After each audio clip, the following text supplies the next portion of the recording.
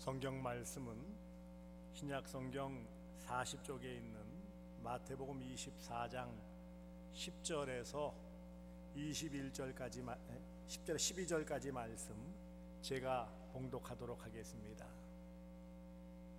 마태복음 24장 10절에서 12절까지 말씀 제가 봉독합니다.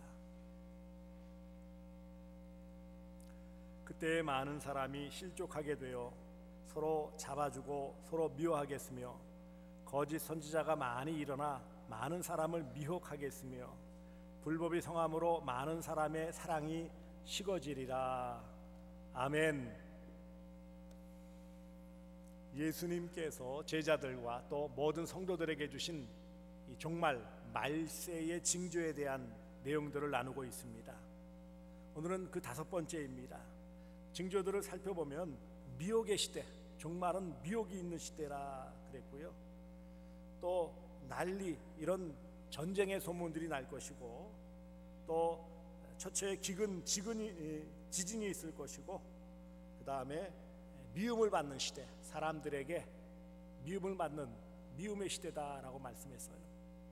오늘 본문에서는 그때 많은 사람이 실족하게 되어 서로 잡아주고 서로 미워하게 했으며 그랬어요. 많은 사람이 실족하고 서로 잡아준다. 한마디로 말하면 이 배도의 시대라는 것을 말씀하고 있습니다. 앞서 9절에 이런 핍박 때문에 환난에 넘겨주고 죽이고 미움을 받는 이런 대규모적인 대대적인 핍박 박해 때문에, 또 거짓 선지자들과 거짓 그리스도가 나타나서 미혹하기 때문에, 여러 환난들 때문에 신앙을 떠나고 함께 신앙생활했던 교우들을 박해자의 손에 넘겨주는 이런 비극적인 상황이 나타날 것이다 라는 말씀입니다. 종말의 5번째 특징은 바로 배교입니다. 배도라고도 표현하고요. 자기 믿음을 배신하는 것이죠. 그 도리에서 배반하는 것을 말하는 것입니다. 외부적인 이런 핍박 때문에 또 내부적인 분열이 나타나고 이것이 더 비극적인 모습으로 나타나게 된다는 거예요. 안타깝게도 이런 종말에 대한 예언의 말씀대로 이 시대에는 교인들이 너무나 무기력하게 배교하고 있음을 볼 수 있습니다.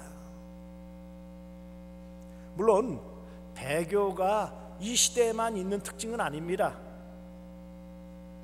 하지만 말씀하신 것처럼 더욱 두드러지게 믿음에서 떠나고 더 심지어 적극적으로 기독교를 박해하는 데까지 나아가는, 그들이 처음부터 안 믿었던 사람들이 아니라 소위 믿는다고 하면서 교회의 일원이었다가 마음을 바꾸어서 더 적극적으로 기독교를 핍박하는, 성도들을 괴롭히는 자리에까지 나아가는 것을 말씀합니다. 소극적으로는 믿음에서 떠나는 사람들은 믿음이 어린 약한 성도들일 수 있어요. 이 실족하게 되어 라는 의미는 걸려 넘어지는 것을 말하는 거죠. 다리의 힘이 약한 어린아이는 조그만 그런 돌풀이에도 걸려 넘어지는 것처럼, 믿음이 약한 성도들은 작은 박해에도 쉽게 넘어지고 포기하는 거예요.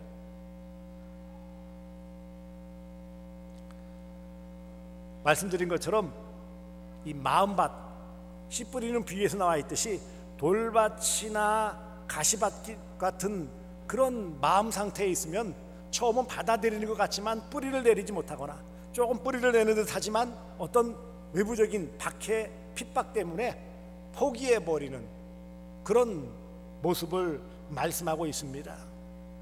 안타깝게도 코로나19 이후에 이런 현상들이 더욱 두드러져요.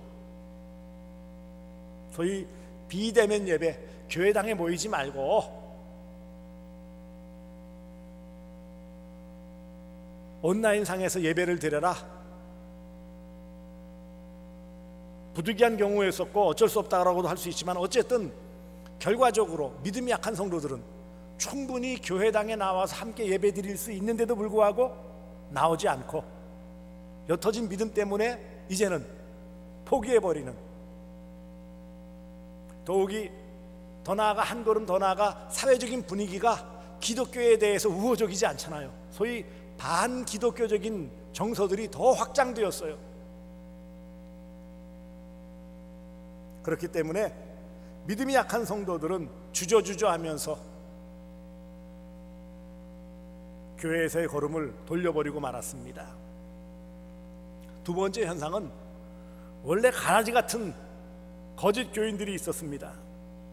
다른 목적, 다른 의도를 가지고 나왔기도 하고, 가룟유다와 같이 그 마음에 사탄이 움직여서 그런 신앙에서의 모습이 완전히 변질된 모습을 말합니다. 그래서 더 적극적으로 성도들을 박해하는데 앞장서고 있어요. 오늘 본문에서는 그것을 서로 잡아주고 적극적으로 이제는 박해하는 일에 앞장서는 모습을 볼 수 있습니다.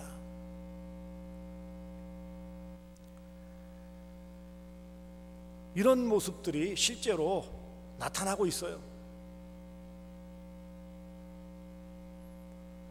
겉으로 드러날 때 혹은 선거 때에는 아주 잘 믿는 그런 기독교인인 것처럼 꾸몄는데, 막상 어떤 일들을 하면 반기독교적인 일에 앞장서고 있어요. 그런 법을 발의하는데 앞장서고 있어요. 예를 들면 동성애 이런 부분이랄지,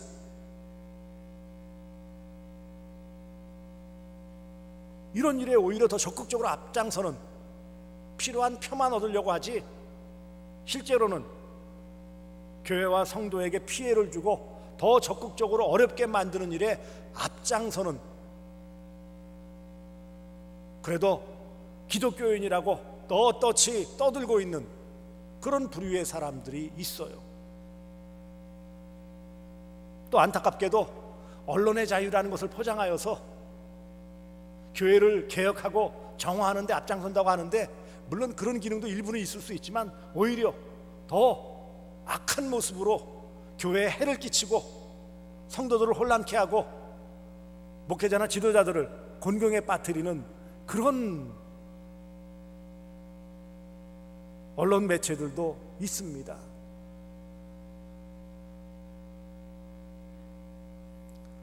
이 시대에는 정말 말세 종말이기 때문에 핍박과 아주 적극적인 핍박 혹은 어떤 회유나 유혹에 쉽게 넘어지는 그런 영적인 환경이 주어져 있어요.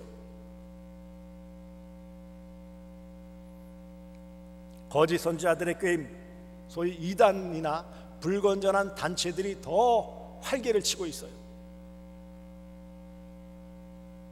저들의 잘못 때문에 정통 기독교 교회가 더 많은 어려움을 겪고 있어요.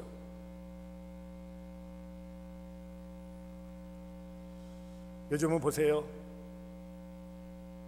코로나19 때문에 교인 수가 격감됐다.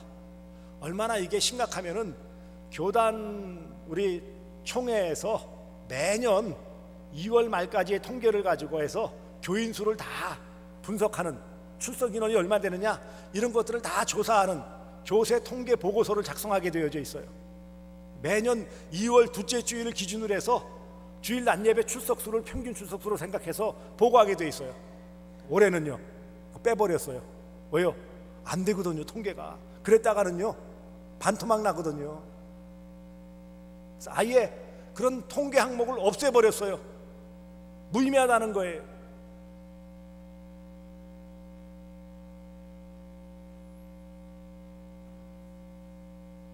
작년 말 기준으로도 많은 교회들이 문을 닫고 말았어요.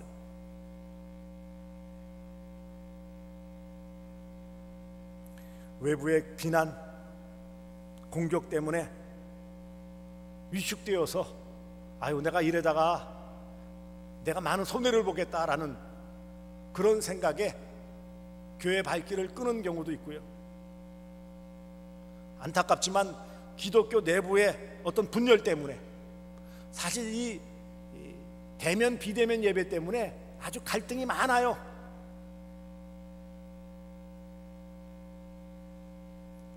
양자 간에 그럼에도 불구하고 예배인데, 예배가 생명보다 중요한데 주일 성수해야지, 아무리 정부가 방역수칙 어쩌고 저쩌고 해도 우리는 목숨 걸고 예배 드린다. 그래서 모였어요. 그렇지 않은 교회에 대해서 가만히 계시면 좋은데, 그렇게 믿음 없는 말세에 똑같은 모습 나타냈지, 거 봐라, 그러면서 비난의 화산을 쏟아부었어요. 또 한편에서는 아무리 그래도 성경이나 칼빈의 여러 가지 가르침 가운데서도 특별한 경우에 완전히 예배를 포기하는 것이 아니고, 안 드린 것이 아니고, 예배를 드리되 가장 안전하고 덕스럽게 하는 그런 방법이 있는데, 왜 굳이 정당한 그런 권고에 대해서도 저항을 하느냐? 오히려 그런 것들이 반기독교적인 교회에 해를 주는 것 아니냐라고 서로들, 소위 요즘 젊은 친구들이 쓰는 표현대로 말하면 내부에서 총질을 하고 있어요. 아직도 그 분쟁이 안 끝났어요. 앙금이 상당히 깊어요. 그러는 거예요. 이제 뭐 시청이나 이런 데서 나와가지고, 아니 좀 예배드리는 게, 아니 다른 교회들은 다 모이지 말라고 할 때 안 모이고 예배드리는데 꼭 그렇게 고집을 피우면서 이상하게 이렇게 모여야 됩니까? 그렇게 말하는 데도 있고요.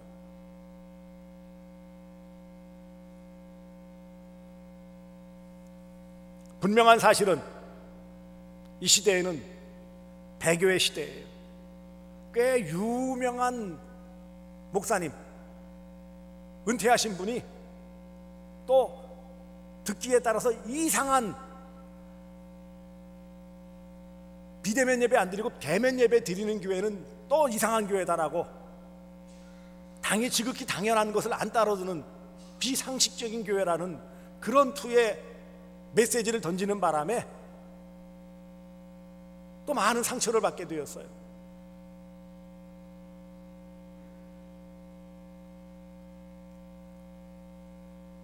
말씀드린 것처럼 모든 시대에는 얼마간의 배도가 항상 있었습니다. 모세 시대에는 없었어요? 있었어요. 고라의 자손들이 반란을 일으키고 시대마다 사실은 다 있었어요. 그러나 종말에는 배교하는 일이 늘어날 뿐만 아니라 더 극심해진다라는 말씀이고, 실제로 이 시대에 우리가 겪고 있고 경험하고 있지 않습니까? 더 광범해지고 더 심각해진다라는 것, 점점 우리는 경험하고 있어요. 9절에 이미 말씀한 혹독한 종교적인 핍박으로 무엇보다 첫 번째로 보면 많은 사람이 실족한다 그랬어요. 10절을 보세요. 그때의 종말의 때를 말하는 거예요. 많은 사람, 소수의 무리가 아닙니다. 많은 사람이 실족하게 되어 그랬어요. 실족한다라는 표현을 다른 번역본에는 시험에 빠진다라고 분명하게 말씀하고 있습니다. 시험에 쉽게 빠진다는 거예요. 본래의 실족하다라는 단어를 잘 보니까, 원어의 내용을 보니까 장애물에 걸려 넘어진다라는 의미를 가지고 있어요.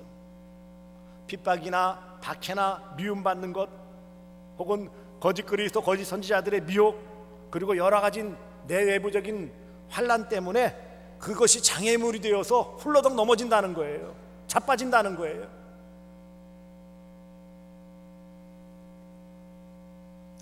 실제로 이렇게 시험에 빠져 넘어지는 일들이 너무 많아요. 목회자들이 흔들흔들거리는데 일반 성도들이야 뭐 말할 나이가 있겠어요?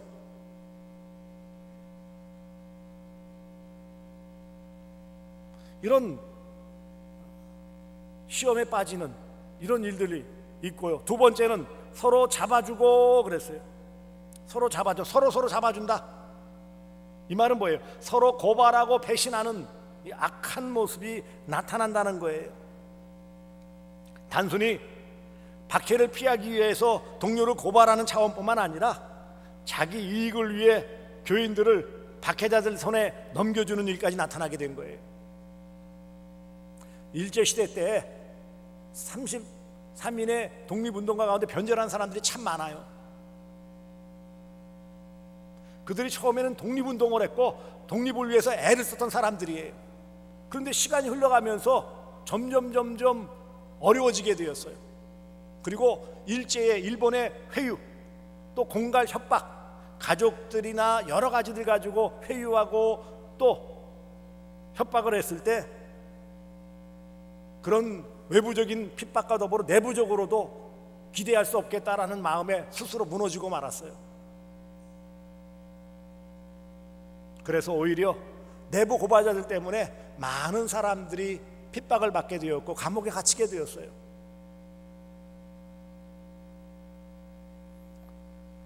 이런 일들이 많아요. 디모데후서 3장 1절과 4절에 보시면 너희는 이것을 알라. 말세에 고통하는 때가 이르러 배신하며 조급하며 자만하며 그랬어요. 말세에 고통하는 때 두드러진 첫 번째 특징이 배신이에요. 배신.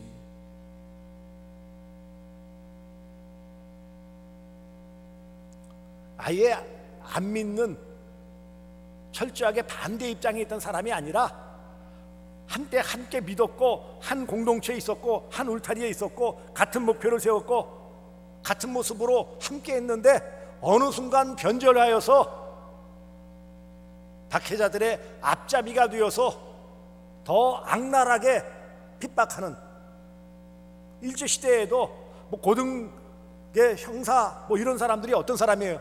다 그 당시 뭐예요? 같은 민족 조선인이었었어요. 흔히 뭐 영화나 드라마에 나오는 앞잡이들이 그냥 없었던 일 그냥 만들어낸 게 아니라 실제로 그런 일들이 비일비재했어요.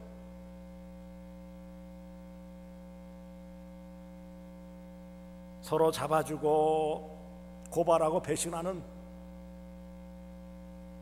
이런 내부적인 배교뿐만 아니라 갈등이 나타난다는 거예요.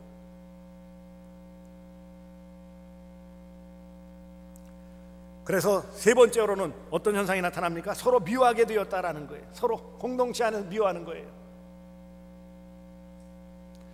친절하고 부드럽고 화목함이 깨지는 것을 말합니다.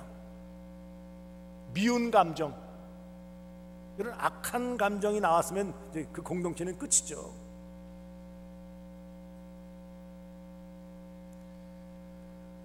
안타깝지만 이런 모습들이 나타나고 있어요. 미움에 대한 부분은 12절 사랑을 식는 부분에 대해서 다시 한번 말씀하겠지만 이게 결국은 배도, 배교, 신앙에서 떠난, 소위 신앙이 소극적으로 식었다고 표현할 수 있고 적극적으로는 신앙에서 떠나서 배반하는 악랄한 모습으로도 나타납니다. 예수님이 그것을 아셨어요. 왜 아셨을까요? 자기 제자 가운데 한 명이 배신자고 배교자이기 때문에. 우리가 알고 있는 대로 마가복음 14장 10절, 11절, 41절에 가룟 유다가 있죠. 그 마음에 사탄이 들어갔다 그랬어요. 새벽기도 본문, 우리 큐티 본문 요한복음을 계속하고 있잖아요. 제자들을 발시키시고 만찬을 하시는 가운데 이제 베드로가 머리짓을 해가지고 요한에게 팔자가 누구냐 한번 가까이 있으니까 물어봐라. 그랬을 때 사도 요한이 묻죠. 예수님 누구예요? 누구? 자꾸 모르니까 예수님께서 내가 떡을 준 그 자가 그랬어요. 그런데 제자들은 뭔지 몰라요. 예수님께 떡을 떼어줬고 그 떡을 받은 가룟 유다는 그 밤에 나아갔어요. 나아갔다고 그랬어요.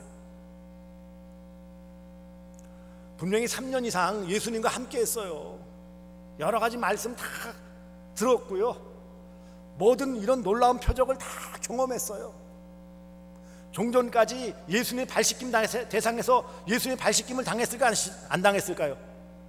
예수님 발 씻어 주셨죠. 가룟 유다만 너 팔 거니까 빠져 그렇게 했어요? 아니요. 사랑 다 받고 경험 다 하고 기적 체험하고 심지어 다른 제자보다 똑똑해서 재정을 맡은 이 정도로 인정받았어요. 본토 출신이고요. 근데 어떻게 했다고요? 배교하고 배신하고 팔아 넘기는, 이 일이 좀 있을 종말의 시대가 아닌 예수님께서 아직 살아계시고 십자가 지시기 전에 나타난 일인데요. 예수님은 아셨어요. 아시지만 진행하셨어요. 내 할 일을 하라 그랬어요. 사랑하는 성도들이요, 우리는 이 시대에 정신 바짝 차려야 돼요. 얼마 남지 않았다는 이런 현상들이 지금 아주 더 명확하게 분명하게 보여주세요.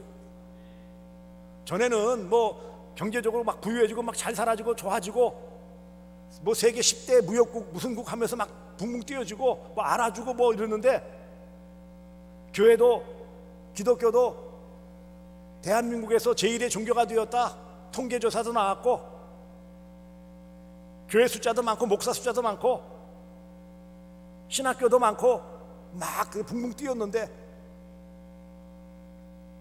지금 상황을 딱 보세요. 어떤 상황입니까?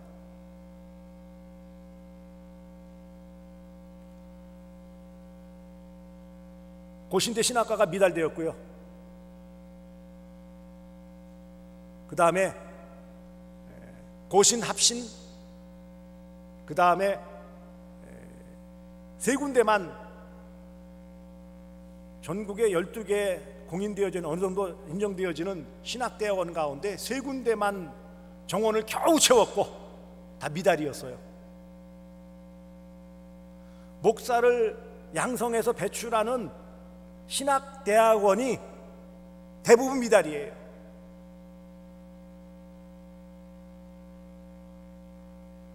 참 죄송하지만 그런 푸념들을 친한 교수들 이렇게 만났을 때 푸념을 하는 거예요. 이 전에 같으면, 한참 때 같으면 입학시킬 수 없는, 입학시키고 싶지 않은 그런 수험생들도 할 수 없이 전에 한번 그냥 기준 그대로 했더니만 미달 사태가 벌어졌었어요. 그래서 목사들이 벌떼같이 일어나가지고 막 떠들어가지고 할 수 없이 또 더 받아주고 이런 일들이 있었는데,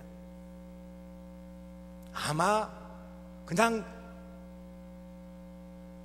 수험서 내고 지원했으니까 웬만하면 다 받아준, 그렇게 해서 채워도 세 군데만 정원 겨우 채웠고, 나머지는요 아예 뭐 시험 치고 뭐 잘라내고 할 것도 없는데 지원이 적은데 어떻게 해요?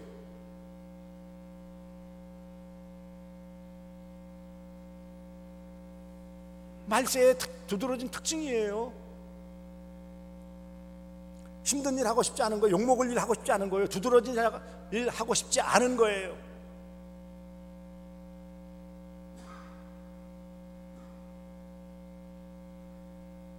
나는 아닌데, 물론 우리 개개인적으로는 그렇게 표현할 수 있을지 모르지만, 나도 모르는 사이에, 그렇죠, 나는 바르다고 했는데 이게 한 공동체 안에서 어떤 분열을 일으킬 수도 있고 상처를 줄 수도 있고 그런 거예요. 적극적으로 어떤 그런 모습이 아니라 할지라도. 또 한편으로는요, 말씀드린 것처럼 어떤 그 공동체 안에서 상처를 받고 해서 오히려 앙심을 품고 더 많이 어려움을 끼치는 이런 무리들도 있어요.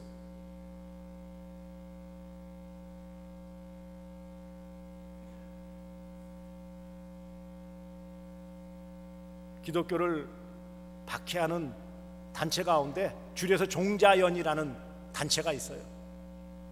불교가 주도적으로 만들었고, 거기에 일부 목사라는 타이틀은 있는데, 이 사람이 어떤 사람인지 여러 가지 참 의문나는, 목사일 수 없는 사람도 몇 사람 있더라고요. 이런 사람들이 나서서 여러 가지 지금 시비를 거는 거예요.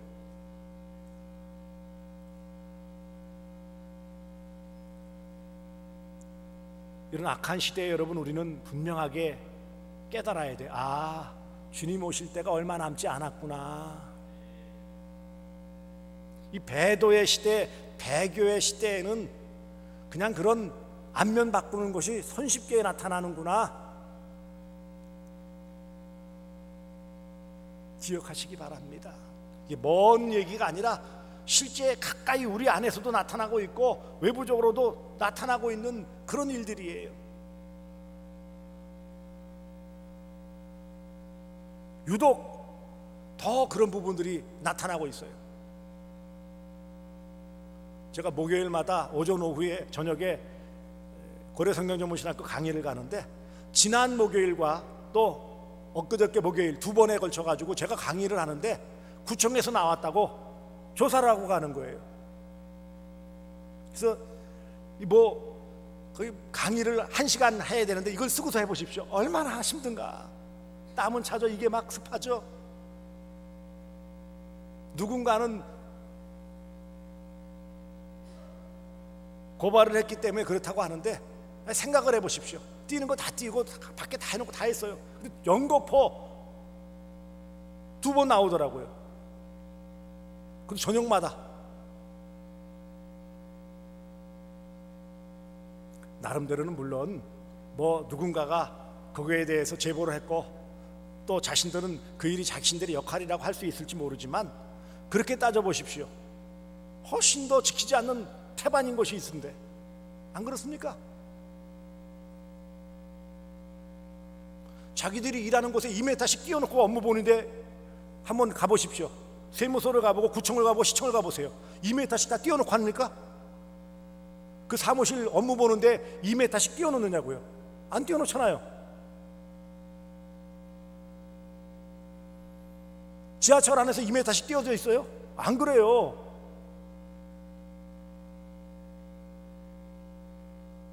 기독교 교회 단체에만 더 이런 혹독한 모습을 보이는 게 현실이에요. 그래서 우리는 이런 말세의 이 모습을 당할 수밖에 없습니다. 말씀드립니다. 종말의 징조는 배교예요. 핍박과 더불어 배교입니다. 이 일에 박수치면서 좋아하는 거예요. 그러면 어떻게 해야 됩니까? 이 배교의 시대에 우리는 믿음에 굳게 서야 돼요. 이럴 때일수록 알곡과 쭉정이가 분명하게 드러나요. 기질이 심할수록 시골에서 생활하신 분들 쌀이든지 이런 곡식들을 그 뉘나 이런 것들을 걸러내기 위해서 뭐해요? 키질을 한다고 그러죠. 바람 부는 날 키질을 하면은 쭉정이는 껍데기는 날아가고 알맹이만 남아요.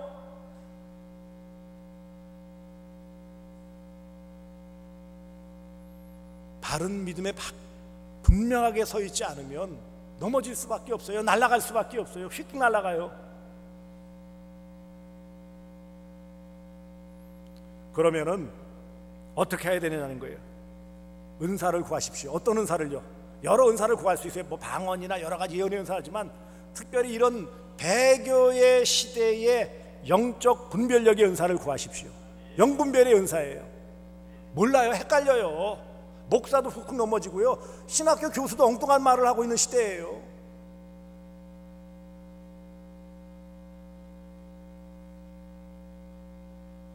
그러니 영분별의 은사를 구하십시오. 좀 바르게 볼 수 있도록, 분별할 수 있도록 기도하세요. 구하세요. 주신다고 그랬으니까 좀 똑바로 바르게 보고 분별하게 해주세요. 너무 어슷비슷하니까 잘 모르고 헷갈려요. 쉽게 넘어가요. 여러분, 이단인 줄 분명히 알았다면 누가 넘어가겠어요? 안 그렇습니까? 문제는 이단이 이마에다 이단이라고 쓰고 다니지 않는단 말이에요. 비슷한 것 같아요. 쉽게 넘어가죠. 그래서 오히려 이런 배교하는 일에 쉽게 넘어가고 오히려 또 더 적극적으로 이단들 보세요. 얼마나 극성맞은지 아십니까? 얼마나 극성맞아요. 그들이 안 믿는 사람에게 접근합니까? 아니요. 오히려 믿는 사람에게 접근해서 못살게 군다니까는요. 안 그렇습니까? 그게 이 시대의 특징이에요. 말씀해 주셨어요 이미. 세 번째는 그러므로 말씀과 기도로 훈련받아야 돼요. 이게 제자 훈련이죠. 제자로서 살아가는 삶이니까 말씀과 기도로 훈련받아 믿음의 굳건히 서야 돼요. 훈련된 군사만이 영적 싸움에서 승리할 수 있어요. 그렇지 않습니까?